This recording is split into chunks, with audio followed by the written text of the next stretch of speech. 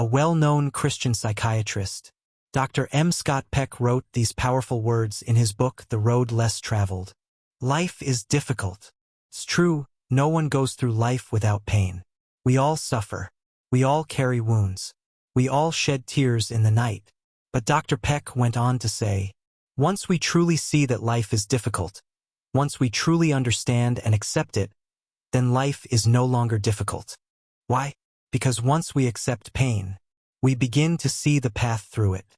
Still, when hardship comes, we tend to say, why me? Why is my family struggling like this? But the truth is everyone is carrying burdens too deep for words. So instead of asking, why is there pain in my life? We must ask, how will I respond to this pain? How you choose to overcome suffering is what defines your life. So how did Jesus face his suffering? First, he prayed. On the night before the cross, Jesus went to the Garden of Gethsemane. Sit here while I go over there and pray. Matthew 26 verse 36. Sleepless nights, filled with worry, won't solve anything. Only prayer begins to open the way. Prayer brings miracles. Prayer rewrites our stories. Jesus said, this kind can come out only by prayer. Mark 9 verse 29. And in the garden, Jesus prayed, Father, if you are willing, take this cup from me.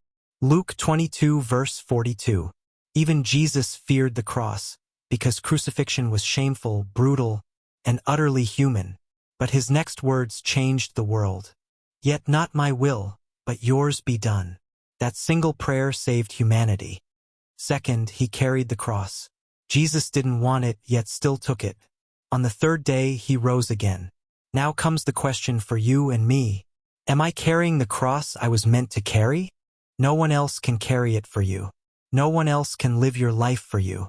As Thomas à Kempis once wrote, bear your cross patiently and in obedience. Then the cross itself will carry you. Let me tell you a story.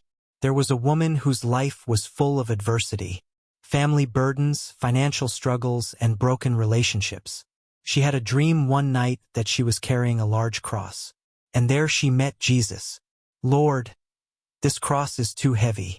Could you cut it down just a little? So Jesus gently trimmed the cross and it became easier to carry. But soon enough, it started to feel heavy again.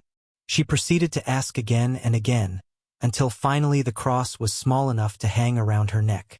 When she reached the Jordan River, she noticed people around her were laying their crosses down and using them as boats to float across into heaven. But her cross was too small, could not carry her. She sat by the river and wept. Then, a voice echoed, if anyone would come after me, let him deny himself, take up his cross daily, and follow me. Luke 9 verse 23. When a cross stands upright, it looks like a plus sign, but when carried, it becomes a multiplication sign. Adding 1 million to 1 million makes 2 million, but multiplying them equals 1 trillion. A life of carrying your cross is not a life of addition. It is a life of multiplication. This week's prayer, Lord, I choose to carry the cross you gave me. No one else can carry it for me. I will carry it joyfully and follow you. Even if I die while carrying it, I believe you, God, will raise me again, just as you raised Jesus. Therefore, may we walk this week, not in burden, but in multiplied grace.